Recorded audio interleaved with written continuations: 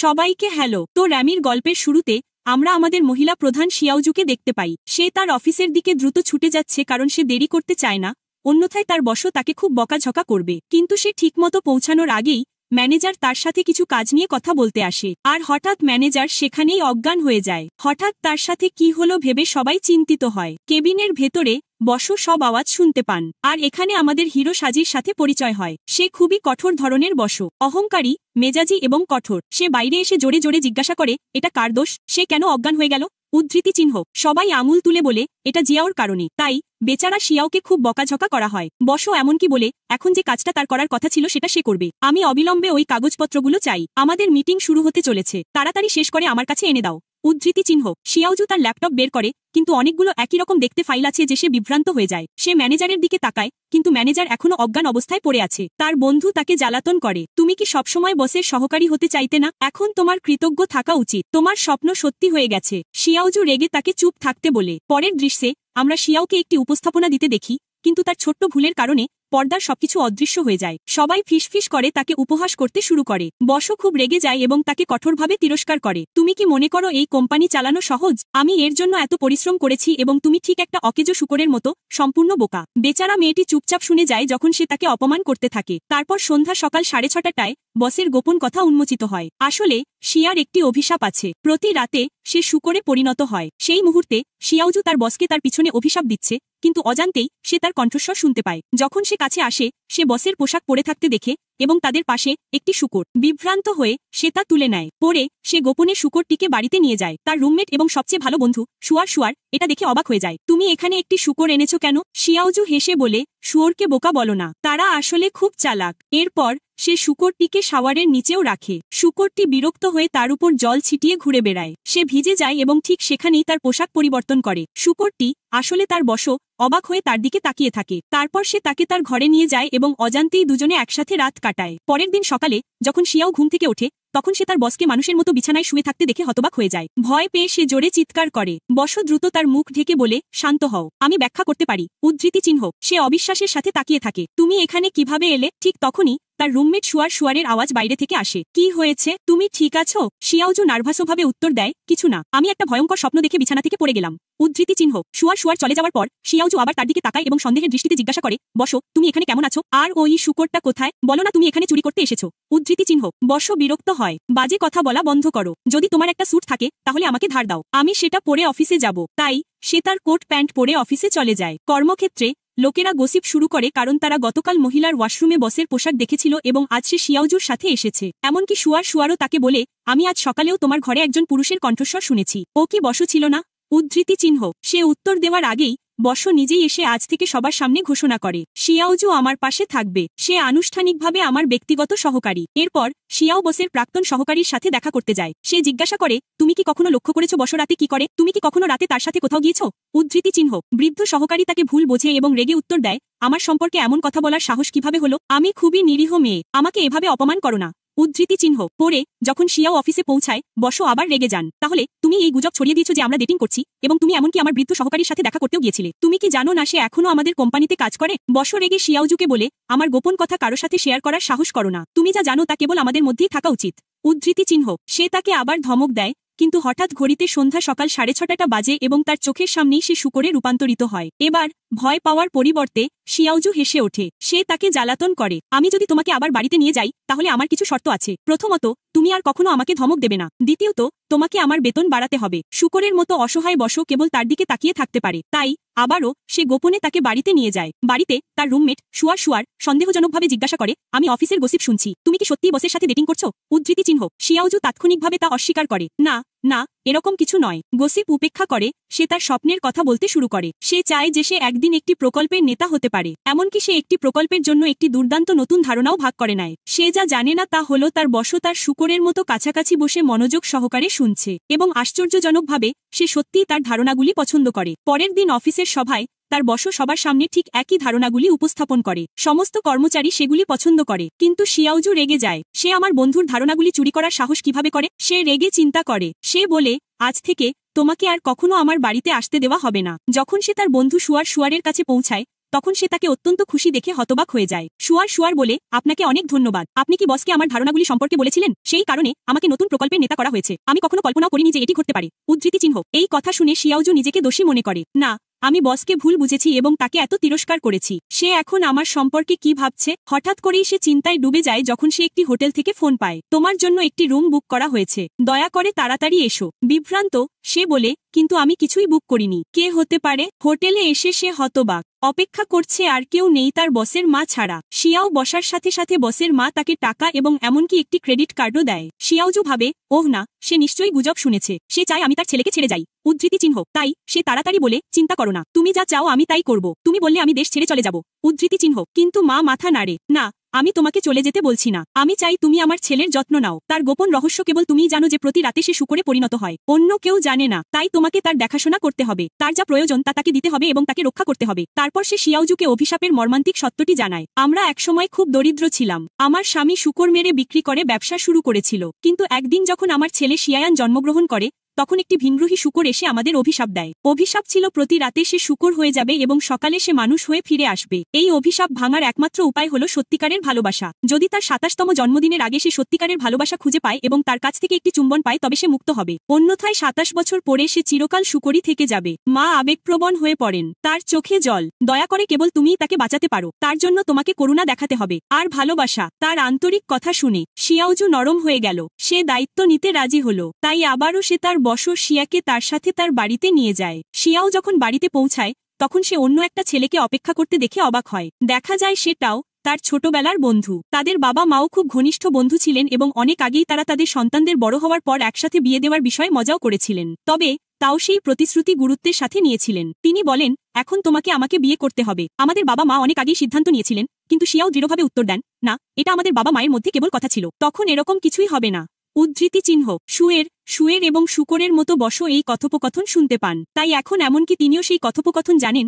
ইতিমধ্যেই গুজব ছড়িয়ে পড়ছে যে শিয়াওজু তার বসের সাথে ডেটিং করছে। কিন্তু সত্যি বলতে এটা তাকে খুব একটা বিরক্ত করে না। আসলে যখন শুয়ের বসের ছবি দেখিয়ে বলে, দেখো সে কি এত সুন্দর না, বসো গোপনে খুব খুশি হন এই ভেবে যে অন্তত সে কোথাও আমার প্রশংসা করছে। তারপর তারা তিনজন, শিয়াওজু, শুয়ের এবং তাও একসাথে পান করার জন্য বসে। শুয়োরের মতো বসো চুপচাপ পাশ থেকে দেখছে। তাও দেখাতে শুরু করে, আমার ইতিমধ্যেই একটি ভালো চাকরি আছে এবং আমার একটি গাড়িও আছে, তাই তোমাকে আমাকে বিয়ে করতে হবে। সে শিয়াওজুকে বিরক্ত করতে থাকে যতক্ষণ না সে অবশেষে তাকে একপাশে টেনে নিয়ে বলে, যথেষ্ট হয়েছে, এখন ঘুমাতে যাও। পরে যখন সে ফিরে আসে তখন সে শুয়োরের পাশে শুয়ে পড়ে তার বসো তার মায়ের কথা ভেবে সে ঘুমিয়ে পড়ে। কিন্তু বসো এখনো জেগে চুপচাপ তার দিকে তাকিয়ে থাকে। হঠাৎ তাও তাদের একসাথে দেখতে পায়। সে হতবাক হয়ে যায়। এই শূকরটি আমার বান্ধবীর পাশে কি করছে? সে রেগে শূকরটিকে বাইরে ফেলে দেয়, তাকে তালা দিয়ে ফেলে দেয়। পরের দিন সকালে বসো জানালায় জোরে জোরে ধাক্কা দেয়, দয়া করে আমাকে ভেতরে যেতে দিন। শিয়াও যখন অবশেষে তাকে ভিতরে ফিরিয়ে আনে, শুয়ার এবং তাও উভয়ই হতবাক হয়ে যায়। তাও রেগে জিজ্ঞাসা করে, সে এখানে কিভাবে এলো? শিয়াও ভয় বোঝানোর চেষ্টা করে, কিন্তু তাও রেগে যায়। আর যখন সে দেখে শিয়াওজু তার বসের যত্ন কতটা সাবধানে নিচ্ছে তখন তাও আরও রেগে যায়। সে দাবি করে, তাহলে আমার জন্যও কফি বানিয়ে দাও। বসো তৎক্ষণাৎ তাকে কথা কেটে দেন, সে আমার ব্যক্তিগত সহকারী, আমার জন্য কাজ করা তার কাজ, কিন্তু তাকে আদেশ দেওয়ার তুমি কে? তারপর সে বলে, তোমার বাবা মা মদ্যপানের সময় প্রতিশ্রুতি দিয়েছিলেন যে একদিন সে তোমার স্ত্রী হবে, তা ভুলে যেও না। এটা শুনে সে অপমানিত বোধ করে। অন্যদিকে শুয়ার নাটকটি উপভোগ করে এবং গোপনে হাসে। তাও তারপর দ্রুত শিয়াওজুকে তার সাথে ডেটে যেতে বলে, কিন্তু সে উত্তর দেওয়ার আগেই বসো দৃঢ়ভাবে বলে, না, যদি তুমি যাও আমিও তোমার সাথে আসছি। তাই তারা তিনজন একসাথে চলে যায়। তারা যে গাড়িটি ব্যবহার করে তাওয়ের পথে তার কৃপণ স্বভাব বেরিয়ে আসে। যখন তাদের একটি ছোট জরিমানা দিতে হয় তাও অস্বীকার করে। বসো তারপর তার উদারতা দেখিয়ে নিজেই সবকিছু পরিশোধ করে। অবশেষে তারা তাদের গন্তব্যে পৌঁছায়। তাও নিজেকে দেখানোর চেষ্টা করতে থাকে, কিন্তু শিয়াওজু তাকে সম্পূর্ণরূপে উপেক্ষা করে। বসো অবশ্যই তৃতীয় চাকার মতো তাদের মধ্যে লেগে থাকার বিষয়টি নিশ্চিত করে, কখনো বাধা দেওয়ার সুযোগ হাতছাড়া করে না। তাও অত্যন্ত হতাশ হয়ে পড়ে। তারপর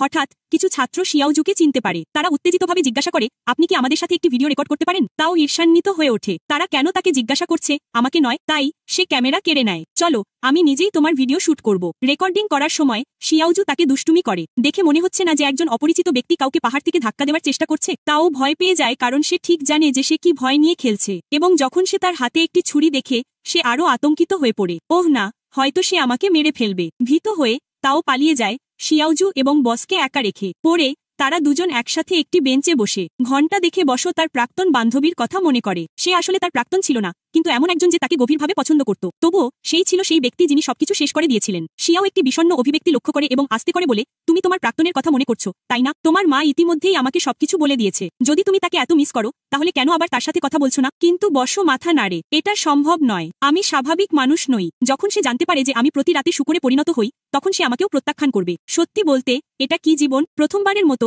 আমরা তাকে সত্যিই দুঃখী এবং আশাহীন দেখতে পাই। শিয়াওজু তার ব্যথা অনুভব করে। সে মৃদু স্বরে বলে, চিন্তা করো না, একদিন তুমি এমন একজন নিখুঁত সঙ্গী পাবে যে তোমাকে ঠিক যেমন তুমি তেমনই গ্রহণ করবে। মুহূর্তটি শান্ত এবং আবেগপ্রবণ হয়ে ওঠে, কিন্তু হঠাৎ সে বুঝতে পারে যে ওহ না, আমরা গাড়িতে এসেছিলাম এবং সে ইতিমধ্যেই চলে গেছে। এখন আমরা কি করব? তাই তারা দুজনে একসাথে রাস্তা ধরে আরো ধাপে ধাপে হাঁটতে শুরু করে। তারা কোনো ট্যাক্সি পাচ্ছিল না। অবশেষে ক্লান্তিতে তারা এক জায়গায় বসল।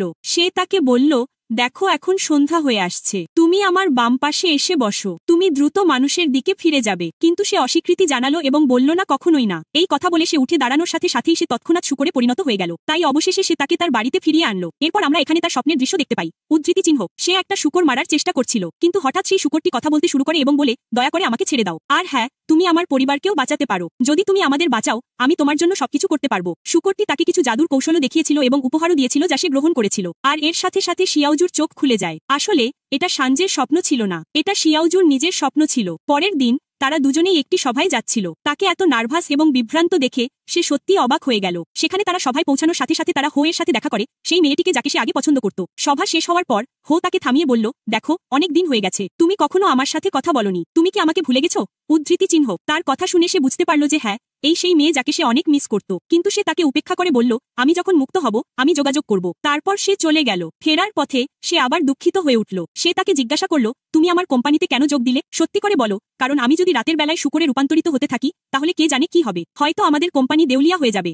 উদ্ধৃতি চিহ্ন, সে উত্তর দিল, না, আমার মনে হয় না। আমি এই কোম্পানিতে যোগ দিয়েছিলাম কারণ আমি যখন খুব ছোট ছিলাম, তখন আমার প্রতিবেশীদের তাদের ঘর সুন্দর আলো দিয়ে সাজাতে দেখতাম। তারা সবসময় খুব খুশি থাকত। সেই মুহূর্ত থেকেই আমি সিদ্ধান্ত নিলাম যে আমি এমন একটি কোম্পানিতে কাজ করব যা ইলেকট্রনিক আলো তৈরি করে, কারণ যখন মানুষের বাড়িতে আলো ছড়িয়ে পড়ে, তখন সুখও ছড়িয়ে পড়ে। আমরা সুখ দেই। উদ্ধৃতি চিহ্ন, এই কথা বলার পর সে তাকে চুমু খেল। সে সম্পূর্ণ হতবাক হয়ে গেল এবং জিজ্ঞাসা করল, তোমার সাহস কিভাবে হলো? অন্তত তোমার আগে আমার অনুমতি নেওয়া উচিত ছিল। উদ্ধৃতি চিহ্ন, কিন্তু সে বলল, আমি এটা করেছি কারণ হয়তো আমার চুম্বন তোমাকে সুস্থ করে তুলতে পারে। মা আমাকে এটা বলেছিল। কিন্তু তার চুম্বনের পরেও কিছুই হয়নি, কারণ এটি সত্যিকারের প্রেমের চুম্বন ছিল না। এরপরে দুজনেই সিদ্ধান্ত নিল যে যদি তারা সত্যি একে অপরকে ভালোবাসতে চায়, তাহলে প্রথমে তাদের একটি সম্পর্ক শুরু করতে হবে। এখন আমরা দেখতে পাই সা ডেটিং সম্পর্কে ভিডিও দেখছে, তার বসের সাথে ফ্লার্ট করার প্রস্তুতি নিচ্ছে। সেও তাদের ডেটের জন্য প্রস্তুতি নিচ্ছে। পরের দৃশ্যে তারা ডেটে পৌঁছেছে। সে তাকে প্রশংসা করার চেষ্টা করেছিল, কিন্তু ভদ্রলোকের মতো আচরণ করার চেষ্টা করার সময় সে ঘটনাক্রমে তাকে অপমান করেছে। সে হতবাক এবং দুঃখিত হয়েছিল। তারপর সে ভাবল, যদি আমরা সত্যিকারের সঙ্গী হতে চাই তবে আমাদের গোপন কথাটি ভাগ করে নেওয়া উচিত। তাই সে তাকে বলল, মনে আছে তুমি কখন মিটিংয়ে আমাকে অপমান করেছিলে?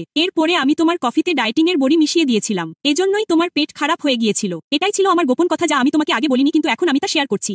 উদ্ধৃতি চিহ্ন, এই কথা শুনে জিন জেইন রাগে রেগে গেল। তারা দুজনেই সবকিছু ঠিক করার চেষ্টা করছিল, কিন্তু পরিবর্তে তারা সবকিছু নষ্ট করে দিচ্ছিল। পরের দৃশ্যে সে অফিসে বসে ভাবছিল, এখন থেকে যদি বস আমার কাছে আসার চেষ্টা করে, আমি তাকে উপেক্ষা করব। এইভাবে সে আমার পছন্দ করবে। আরো বেশি মনোভাব। কিন্তু যখন সে সজাইনের অফিসে প্রবেশ করে, তখন সে তাকে কোনো কাজ না করতে বলে। তারপর সে তাকে বকাঝকা করে অফিস থেকে বের করে দেয়। সমস্ত কর্মীরা এটা দেখেছিল, কিন্তু এটা নতুন কিছু ছিল না। সবাই বসের কাছ থেকে বকাঝকা পেত। রাতে সে তার জন্য একটি সুন্দর ডিনারের আয়োজন করত এবং তাকে উষ্ণ অভ্যর্থনা জানাত। সে বলল, আমরা একে অপরের সম্পর্কে ভালো কথা বলি না কেন? হয়তো এইভাবে আমরা আরো ঘনিষ্ঠ হব। সে প্রথমে শুরু করেছিল, তুমি সুদর্শন, স্বাধীনচেতা এবং খুব দয়ালু। তারপর সে তাকে তার প্রশংসা করতে বলল। সে বলল, হ্যাঁ, তুমিও দয়ালু, কিন্তু আগের তুলনায় আজ তোমাকে আরো সুন্দর, আরো তরুণ দেখাচ্ছে। এই কথা শুনে সে অবাক হয়ে গেল। তুমি আগে ভালো দেখতে না শুনে তার খারাপ লাগছে। এরপর তার মেজাজ সত্যিই খারাপ হয়ে যায়। সে কিছু বলতে পারার আগেই সে আবার শুকরে পরিণত হয়। এরপর আমরা আবার শিয়াওজুর স্বপ্ন দেখি। এবার তার স্বপ্নে সে নিজেকে সাজিয়ানের সাথে বিয়ে করতে দেখে এবং ঠিক তখনই সে জেগে ওঠে।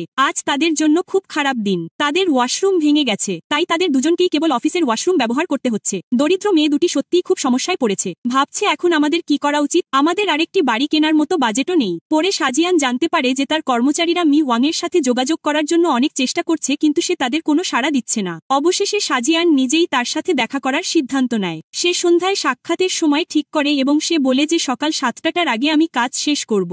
এরপর আমরা মি ওয়াংয়ের সাথে তার দেখা হোক। কথা বলার সময় সাজিয়ান তাকে ঋণের সুদ কমানোর জন্য অনুরোধ করে, কিন্তু মি ওয়াং মোটেও রাজি হতে রাজি নন। তিনি চুপচাপ উঠে চলে যান। কিছুক্ষণ পর তিনি ফিরে এসে বলেন, আরেকজন লোক আমাদের ঋণ দিতে প্রস্তুত এবং তাও কম সুদে, কিন্তু শাজিয়ান বলেন, না, মি ওয়াং আমাদের অনেক পুরনো ক্লায়েন্ট, আমাদের অন্য কোথাও যাওয়া উচিত নয়। তারপর সকাল 7টা বাজে। শাজিয়ান তৎক্ষণাৎ উঠে দাঁড়িয়ে চলে যান। এখন যখন শাজিয়ান আবার শুকর হয়ে ওঠে তখন সে তাকে সামলায়। এরপর তিনি মি ওয়াংয়ের কাছে ফিরে যান এবং তার প্রকল্প ব্যাখ্যা করতে শুরু করেন। তিনি তার ফাইলগুলিও দিয়ে বলেন, দয়া করে আপনার অন্তত আমাদের প্রস্তাবটি নিয়ে ভাবা উচিত। কিন্তু এর পরেও তিনি রাজি হন না। তাই হঠাৎ তার মাথায় একটা বুদ্ধি আসে। প্রথমে তিনি তার শুকরের বট লুকিয়ে রাখেন। তারপর তিনি তার কাপড় জলে ছুঁড়ে মারেন এবং জোরে চিৎকার করতে থাকেন।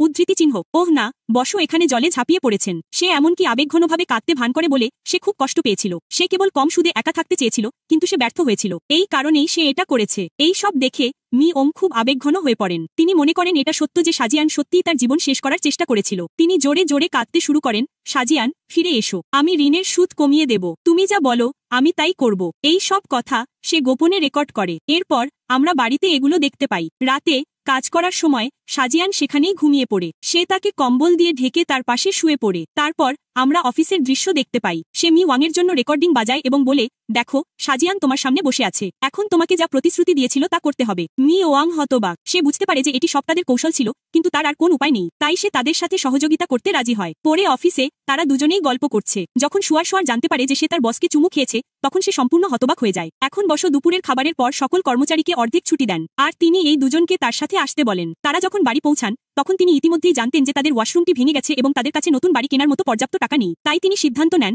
আমি নিজেই আপনার জন্য একটি বাড়ি খুঁজে বের করব। এটি দেখে শুয়ার অবাক হয়ে জিজ্ঞাসা করেন, আপনি আমাদের জন্য এত যত্ন কেন করছেন? তিনি উত্তর দেন, আপনি দুজনেই আমার অধীনে কাজ করেন, তাই আপনার যত্ন নেওয়া আমার দায়িত্ব। এরপর আমরা দেখি তিনি শাওয়াজুকে তার নিজের বাড়িতে নিয়ে আসছেন। তিনি বলেন, আমার বাবা মা প্রায়শই ছুটি কাটাতে এখানে আসেন। আপনি চাইলে আমি এখানে বেশিরভাগ সময় একা থাকি, আপনিও এখানে থাকতে পারেন, আমরা একই ঘরে থাকতে পারি। এই কথা শুনে শিয়াও হতবাক হয়ে যায়। হঠাৎ সে যখন তার কাছে আসার চেষ্টা করে তখন তারা দুজনেই পিছলে পড়ে যায় এবং একসাথে বিছানায় পড়ে যায়। এত কাছে থাকায় শিয়াওজুর হৃদস্পন্দন খুব দ্রুত হয়ে যায়। অবশেষে শিয়াও থাকার জন্য একটি আলাদা ঘর পায়। সে এই বিলাসবহুল বাড়িতে খুব আরাম বোধ করে, কারণ এই প্রথমবার এমন জায়গায় থাকার সময়। যখন সে বেরিয়ে আসে তখন আয়া ইতিমধ্যেই নাস্তা তৈরি করে ফেলে। কিছুক্ষণ পরেই শুয়ারও তাদের সাথে যোগ দেয় এবং তারপর সে জানতে পারে যে গত রাতে শিয়াওজু তাকে ফোন করে বলেছে যে তুমি আমাদের সাথে থাকবে। এখন শিয়া জাইন তার সাথে একা সময় কাটাতে চেয়েছিল, তাই তার মোটেও পছন্দ হয়নি। তাই সে শুয়ারকে বলেছিল যে আমি তোমার জন্য আলাদা অ্যাপার্টমেন্টের ব্যবস্থা করব যাতে তুমি সেখানে চলে যাও, কিন্তু সে অস্বীকার করে বলেছিল যে যাই হোক, এটা করার দরকার নেই, তুমি ইতিমধ্যে আমাদের উপর অনেক অনুগ্রহ করেছ।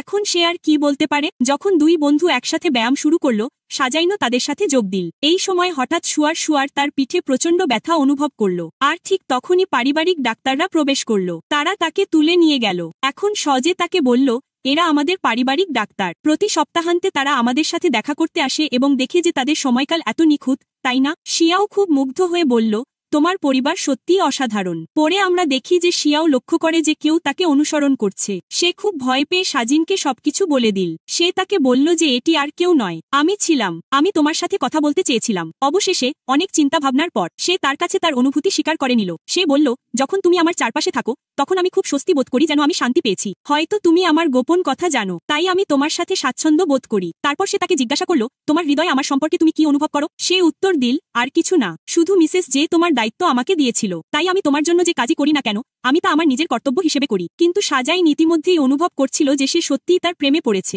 তাই সাথে সাথে সে তাকে চুমু খেয়ে বলল, এখন দেখা যাক আমি শুকর হয়ে যাই কিনা। ঠিক তখনই সূর্যাস্ত ঘটে এবং এই দৃশ্যটি শেষ হয়ে যায়। এরপর আমরা শিয়াওকে অফিসে বসে থাকতে দেখি। সে তার বন্ধুকে বলে যে শিয়া তার কাছে তার অনুভূতি স্বীকার করেছে। তার বন্ধু সম্পূর্ণ অবাক হয়ে জিজ্ঞাসা করল, তারপর তুমি কি উত্তর দিলে? কিন্তু শিয়াও উত্তর দেওয়ার আগেই হঠাৎ বস প্রবেশ করে তাকে কিছু কাজ দিয়ে দেয়। এরপরে আমরা একটি ফ্ল্যাশব্যাক দৃশ্য দেখতে পাই। আসলে চুম্বনের পরে শিয়া শুকরে পরিণত হয়। তার মানে দুজনেই এখনো একে অপরের প্রতি সত্যিকারের প্রেমে পড়েনি। এরপর তাদের একটি মিটিংয়ে দেখানো হয়েছিল। সাজিন তাকে দুটি টিকিট কিনতে বলেছিল কারণ তাদের একটি ব্যবসায়িক ভ্রমণে যেতে হবে। সে নিজের জন্য একটি ইকোনমি ক্লাস এবং তার জন্য একটি বিজনেস ক্লাস কিনেছিল, কিন্তু সে তাকে ধমক দিয়েছিল, তুমি কেন এমন করলে? যেহেতু তুমি আমার গোপন কথা জানো, আমরা দুজনেই একই ফ্লাইটে একসাথে ভ্রমণ করব। সে কিছু বলতে পারেনি। তারপর সে মিটিংয়ের পরে তাকেও বলেছিল, আমরা একটি পার্টিতে যোগ দেব, তাই তোমার সাথে একটি খুব সুন্দর পোশাক আনবে। পরবর্তীতে তাদের ফ্লাইটে দেখানো হয়েছে আসলে শিয়াওজু বিজনেস ক্লাসের পরিবর্তে ইকোনমি ক্লাসের টিকিট কিনেছিল। এতে শাইন খুব রেগে গেল।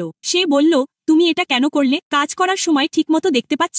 এখন যদি আমি সবার সামনে শূকর হয়ে যাই তাহলে কি খারাপ দেখাবে না? সে আর কি বলতে পারে। হঠাৎ অন্ধকার আসার সাথে সাথে সে সত্যিই শূকর হয়ে গেল। সে দ্রুত তাকে লুকানোর চেষ্টা করলো। এখন একজন ওয়েট্রেস এসে জিজ্ঞাসা করলো, এখানে বসে থাকা ভদ্রলোকটি কোথায়? শিয়াওজু মিথ্যা বলল, সে ওয়াশরুমে গেল। ওয়েট্রেস সন্দেহ করলো যে হয়তো তারা জাহাজে কোন পোষা প্রাণী এনেছে, তাই সে খুঁজতে শুরু করলো। কিন্তু যেহেতু শিয়া ইতিমধ্যেই কোথাও লুকিয়েছিল তাই সে তাকে খুঁজে পেল না। শিয়াও একটা অজুহাত দেখালো এবং চলে গেল। সে তাকে আরো বলল, আমি এখানে কোন পোষা প্রাণী আনিনি, তাই তুমি কিছুই খুঁজে পাচ্ছ না। তাই ওয়েট্রেসকে তার কথা বিশ্বাস করতে হলো। পরের দিন সকালে শিয়াও তাকে দ্রুত ওয়াশরুমে রেখে চলে গেল। তারপর শিয়া আবার মানুষের আকারে বেরিয়ে এলো। পরে আমরা তাদের সভায় দেখতে পাই এবং এখানে হো তার প্রবেশ করে। শিয়াও জু এবং শিয়া দুজনেই তাকে দেখে অবাক হলো। আসলে হো মিটিংয়ে এসেছিল। হো যখন স্নেহপূর্ণ চোখে শিয়ার দিকে তাকালো তখন আমাদের মনে হলো সে এখনো তাকে পছন্দ করে এবং শিয়াও এটা খুব ভালোভাবে লক্ষ্য করলো। সভার পর রাতে শিয়াও পার্টির জন্য প্রস্তুত হলো। যখন শিয়া তাকে দেখল তখন সে কেবল তাকিয়ে রইল। সে দেখতে খুব সুন্দর ছিল। তারা দুজনেই পার্টিতে গেল এবং একসাথে নাচতেও শুরু করলো। কিন্তু তারপর শিয়াওজুর চোখ হোর উপর পড়ল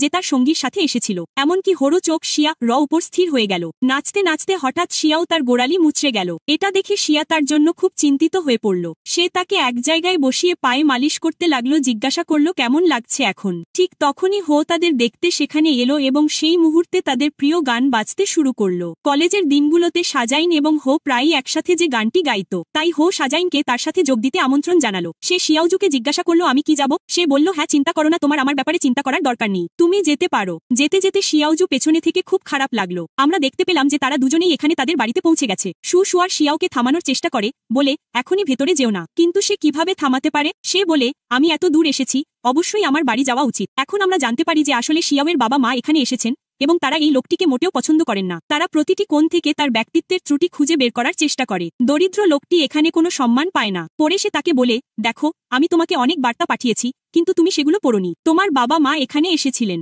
সে লজ্জা বোধ করে এবং সে আরো জিজ্ঞাসা করে, তারা কিভাবে জানলো যে আমি আমার বসের বাড়িতে থাকছি? এখন সে খুব অস্থির হয়ে ওঠে। আচ্ছা, যে আসলে তাদের এখানে ডেকেছিল সে হলো শুয়ার। এর জন্য সে তার উপর খুব রেগে যায়। এখানে সে তার বাবা মায়ের সাথে নিজেকে পরিচয় করিয়ে দিয়ে বলে, আমি শিয়াওজুর বস এবং আমাদের কোম্পানি অনেক বড়। তার সাথে আমার বাবা মায়েরও নিজস্ব ব্যবসা আছে। কিন্তু সে যাই বলুক না কেন তারা একটুও প্রভাবিত হয় না, বরং তারা তাদের নিজের মেয়েকে তিরস্কার করে। তুমি কিভাবে এমন ছেলের সাথে ডেট করতে পারো? সে তাদের আশ্বস্ত করে, দেখো, সে সত্যি একজন ভালো মানুষ, দয়া করে তাকে ভুল বুঝো না। সে দয়ালু এবং তার নিজস্ব ব্যবসাও আছে। সে তাদের সামনে তার অনেক প্রশংসা করে, কিন্তু তার বাবা মা বলে, সে যাই হোক না কেন, আমরা মনে করি সে কেবল তোমার টাকার পিছনে লেগে আছে। সে হতবাক হয়ে যায়। এটা কিভাবে হতে পারে? আমার কাছে এত টাকাও নেই। এখানে তার মা গোপন কথাটি প্রকাশ করে, আমাদের পরিবার আসলে অনেক ধনী। আমাদের এত টাকা আছে যে তুমি নিজের ব্যবসাও শুরু করতে পারো। আমরা আগে তোমার কাছ থেকে এটা লুকিয়ে রেখেছিলাম যাতে তুমি জীবনে কিছু কষ্টের সম্মুখীন হও, তাহলেই আমরা তোমাকে সব টাকা দিতাম। এই কথা শুনে বেচারা মেয়েটি সম্পূর্ণ বিভ্রান্ত হয়ে পড়ে। তার বাবা মা তাকে তার সামনেই সতর্ক করে দেয়, তুমি এই ছেলের সাথে সম্পর্ক স্থাপন করবে না।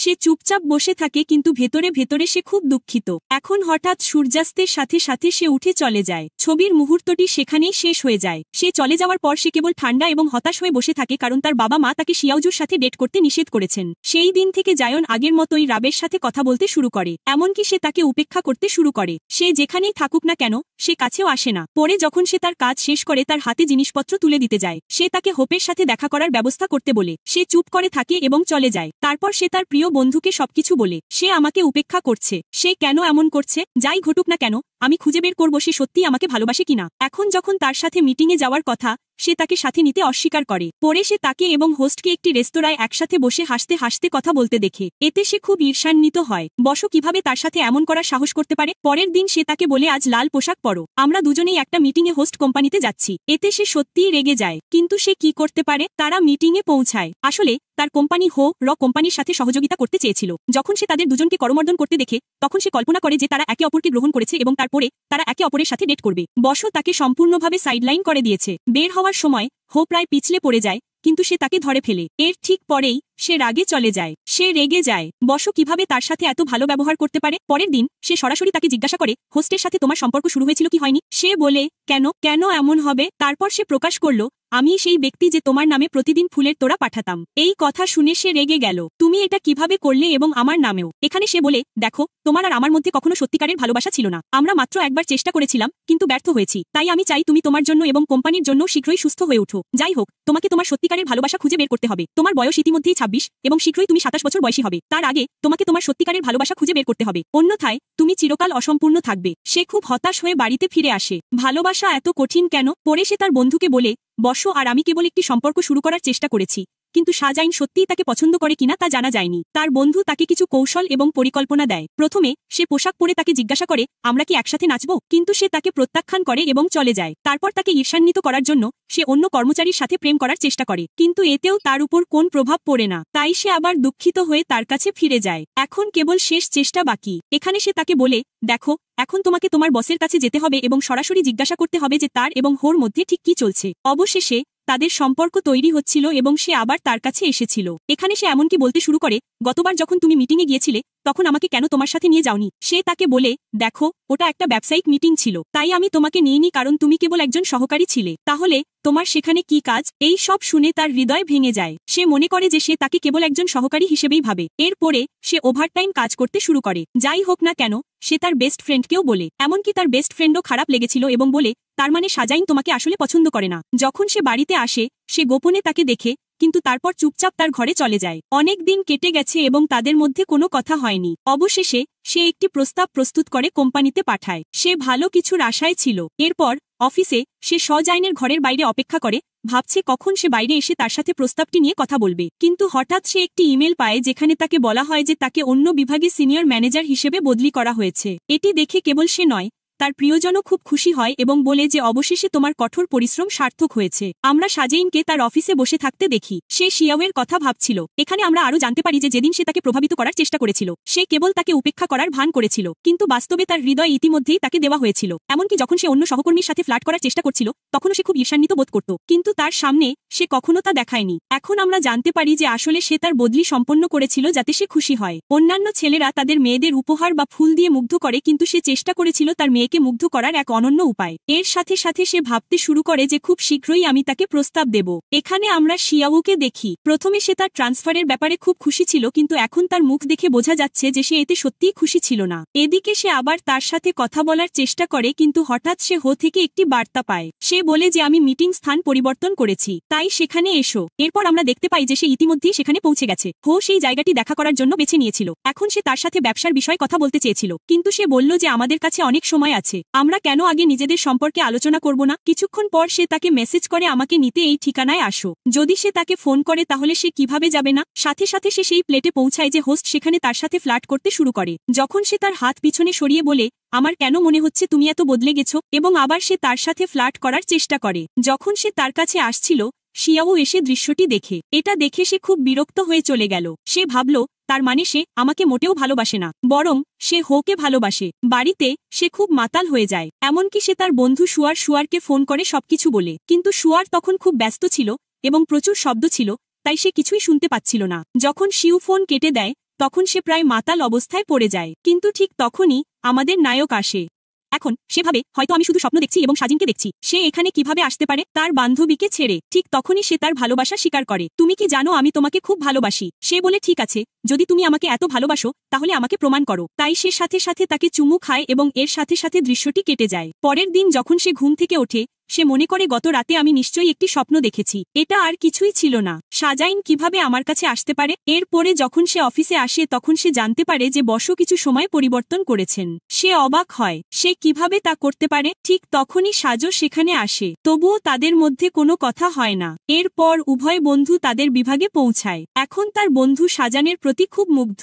সে বলে সে সত্যিই ভালো এবং এখন আমি বুঝতে পেরেছি সেও সুন্দর। দেখো সে আমার ধারণাটি কিভাবে ব্যবহার করেছে, এমনকি সে আমাদের প্রযোজনা লাইনে অন্তর্ভুক্ত করার সিদ্ধান্ত নিয়েছে এবং আজ আমাদের একটি মিটিংও আছে। কিন্তু এখানে শিয়াও জাইন খুব রেগে আছে। সে কিভাবে আমাকে এভাবে উপেক্ষা করতে পারে? সে গতকাল তার বন্ধুকে বলেছিল হোপ তাকে প্রপোজ করেছে। এই কথা শুনে তার বন্ধু পুরোপুরি অবাক হয়ে যায়। তারা আরও কথা বলার আগেই শিয়াওকে মিটিংয়ে ডাকে। সে চলে যায় এবং শিয়াও আরও বেশি কষ্ট পায়। তাই সে কেবল তাকেই ফোন করে, আমাকে নয়। পরে শিয়াওয়ের সাথে কথা বলার চেষ্টা করে, কিন্তু সে একটি কলে ব্যস্ত থাকে। সে চুপচাপ চলে যায়। সেই রাতে হোর সঙ্গ এবং শিয়াওয়ের সঙ্গ এর থেকে কম আঙের থেকে বড় এর মধ্যে একটি সহযোগিতা অনুষ্ঠান হয়। উভয় বন্ধু টিভিতে দেখে। যখন তারা হোকে শিয়াওকে ঘনিষ্ঠভাবে জড়িয়ে ধরতে দেখে শিয়াও ঈর্ষান্বিত হয়। তারপর সে একটি সোশ্যাল মিডিয়া পোস্ট দেখে হো একটি হীরার আংটি পরে। লোকেরা মন্তব্য করে হয়তো শিয়াও তাকে প্রপোজ করেছে। তার হৃদয় টুকরো টুকরো হয়ে যায়। কিভাবে সে আমার সাথে এটা করতে পারে? চুম্বনের ঘটনার পর শিয়ারা রাতে শুকর হয়ে যাওয়া বন্ধ করে দেয়। তিনি সম্পূর্ণ সুস্থ হয়েছিলেন। এখন সে জানে আসলে শিয়াও এর থেকে কম অঙ্কের থেকে বড় এর চুম্বন তাকে সুস্থ করেছিল। কিন্তু শিয়াও মনে করেন অন্য কথা। সে অবশ্যই তার সত্যিকারের ভালোবাসা খুঁজে পেয়েছে।